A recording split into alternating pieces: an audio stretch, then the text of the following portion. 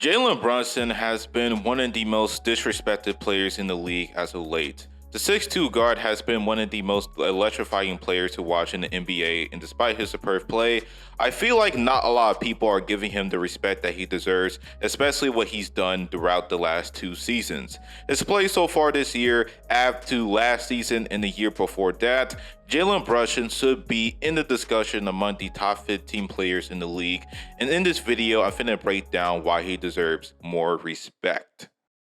Hey man, say man, this is the A-Man Show back at it again for more content. Make sure y'all subscribe. I post NBA and NFL content. Turn on post notifications so you don't miss anything new from me. Anyways, stay tuned. Let's get it. If your best player is small, you're not winning. John Stockton, Allen Iverson, Steve Nash, you could go down the list.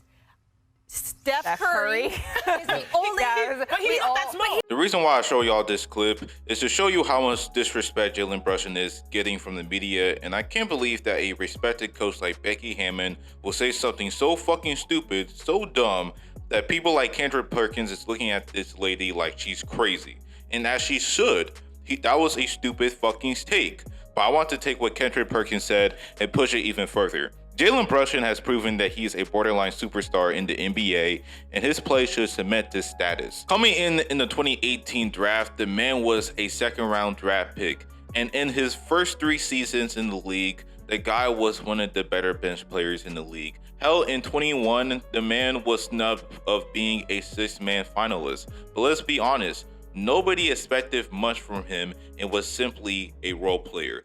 But in his 4th season, this is when he started to make bigger strides in his game, now being the full-on starter in 22. Averaged 16 points, 4 rebounds, 5 assists, shooting 50% from the field, 37% from 3, and 84% from the charity stripe. Brunson was another key guy that helped facilitate the offense and fit seamlessly with Luka Doncic, another guy that can actually play off ball, another guy that Luka can rely on as well as can space the floor and can create his own shot. Although he was an effective player, no one thought that Jalen Brunson was going to explode, especially in the playoffs, because the man was playing at a star level, superstar level if that, especially in the first round. The guy in that series against Utah averaged 28 points, 5 rebounds, and 4 assists, shooting 48% from the field, 36% from 3 on 6 attempts, and 85% from the free throw line. In the first 3 games of which Luka Doncic missed, by the way, Brunson put up a 40-piece in Game 2, and in Game 3 put up 31, and because of his performance, led the Mavericks to a 2-1 lead against a fully healthy Jazz team that consists of Donovan Mitchell and Rudy Gobert. By the way, Jalen Brunson outplayed Donovan Mitchell throughout the whole series.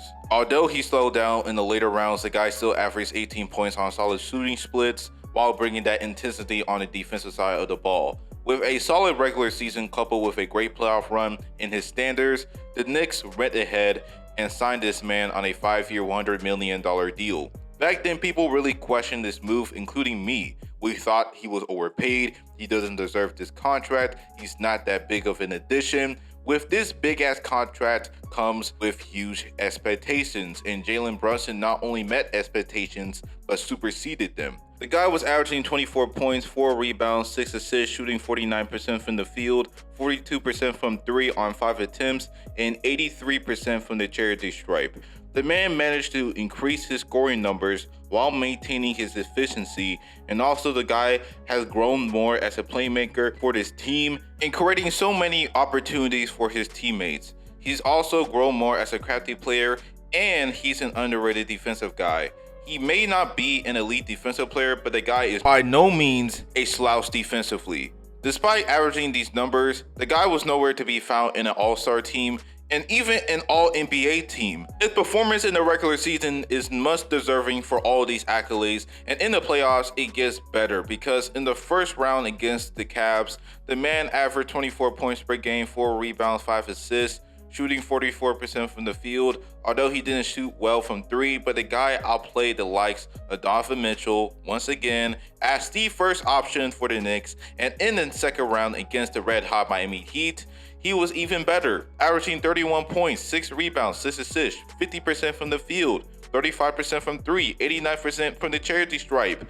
The last 3 games of the series, he was going crazy every game, especially in Game 5, where he forced a Game 6 by putting up a 38-point game and a 40-piece the following game. Had RJ Barrett and Julius Randle showed up and played well as they did in the regular season, then they would have knocked out the Heat in the second round, but apparently that wasn't the case. So in that 2-year stretch from 22 to 23, the guy had a breakout year coupled with a great playoff run in his last year with Dallas, then coupled last season with a star level performance in the regular season with a even better performance in the playoffs. This year, you guessed it, he got much better and proving himself even more why he's a top 5 point guard in the NBA. This year, he's averaging 26 points, 4 rebounds, 6 assists, shooting 47% from the field, 43% from 3 on 6 attempts, and 82% from the charity stripe. If you compare him to the likes of a Damian Lillard, he's averaging more points, more rebounds, and assists on better shooting splits all over the field. Compare him to the likes of Kyrie, same thing. Not only that, the guy is one of the smoothest scorers in the game and maybe the best mid-range shot creator out of any other point guard in the league aside from SGA. Despite his play, the Knicks are sitting in the 8th seed in the Eastern Conference. The Knicks clearly do not have a roster for Brunson to compete for a championship, and I don't understand why they didn't include Pascal Siakam in the OG Anunoby trade. They should have added Julius Randle in that trade, especially how much of a head case he was in the last 4 years. They could have had a lineup of Brunson, Grimes, Anunoby, Siakam, and Hartenstein. That team could have even competed for a conference finals appearance, but they're stuck with Randle. No matter how great Jalen Brunson is as a player, he will never get an opportunity to actually compete for a ring with this roster. The front office better do something this coming trade deadline. Maybe trade for Donovan Mitchell, which is actually his desired destination in exchange for Randle. Mitchell always wanted to play for New York and is not particularly happy in Cleveland.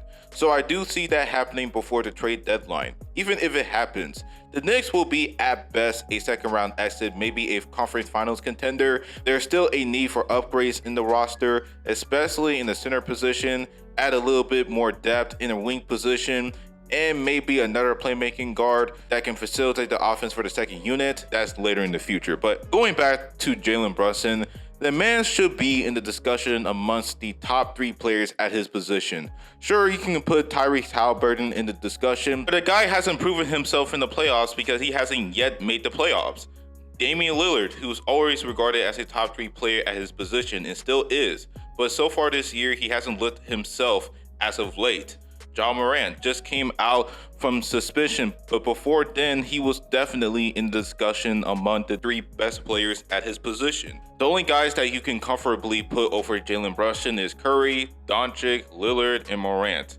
Aside from then, you gotta put Brunson over Fox, Trae Young, Kyrie, Jamal Murray, all these guys, because the man has proven that he can be a first option on a potential championship team based on how well he played in the playoffs. But the reason he's not in that discussion is because of the roster that he has right now. I can guarantee y'all that if Brunson had a slightly better roster around him, he will definitely be in a discussion among the top 10 players in the league. The media should acknowledge him much more often. Brunson is the real deal. He's the true elite guard that the Knicks desperately needed for such a while, and the Knicks cannot afford to waste his talent. He has established himself as a franchise player for the mecca of basketball, and more people should respect him. Not only he can play at an elite level in the regular season, but can elevate his play in the playoffs. And that is what you're looking for in regards to a guy that can lead you a championship. Julius Randle, who many thought was the guy that can potentially win you a title until he stepped foot into the playoffs. So Jalen Brunson should be among the top 15 players in the league. He is deserving of an all-NBA team and certainly an all-star appearance, and honestly should be an all-star starter this year. Not only that, he has proven that he can elevate his game in the playoffs. So for people like Becky Hammon to say that he'll never be the guy on a title contending team just because he's little, like, come on now, y'all gotta be better than this. If you're saying this bullshit, then how come Isaiah Thomas, a 6'1" point guard who's a 2-time champion, finals MVP, beat Jordan multiple times in the playoffs, and not just him, you can also add Chauncey Billups in the discussion, as he actually was the best player on that 04 Pistons squad that won a chip as a 6'1" point guard, and also won Finals MVP too. You can also make the same claim with Jerry West. You can also make the same claim with a prime CP3. All of these short guys are more than capable of leading their teams to a championship and winning it if they have the roster around him. But anyways, guys, I'm getting too ahead of myself. All I'm saying is that Jalen Brunson should be more respected in the league, and if he had a better roster around him, then he will prove to everyone that he can win a title as the first option despite him being a 6'1" point guard.